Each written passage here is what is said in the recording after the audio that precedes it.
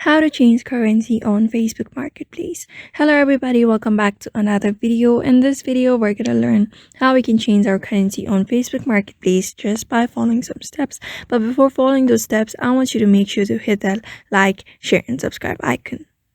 So first thing first, I want you to open up a browser where you need to look up for facebook.com. After opening up a browser, you will be able to see this kind of interface on your screen. So here on Facebook Marketplace, I want you to scroll down at the left side of the screen until you see orders and payments options. So what you need to do is just tap on that orders and payments options and wait for it to be loaded. After it being loaded, on the left side of the screens, I want you to go to settings.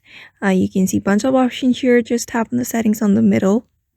After tapping on settings, you should be able to see the currency option. Here you can see my currency is an Australian dollar right now.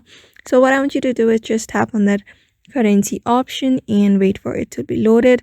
And here you see the option of changing your currency.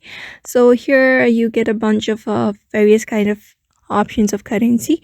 You may just change it accordingly, whatever you want. And you can see notice here that says you can only change your currency every 72 hours once. So make sure to change your currency wisely, because until your 72 hours is crossed, you can't change your currency once you change it.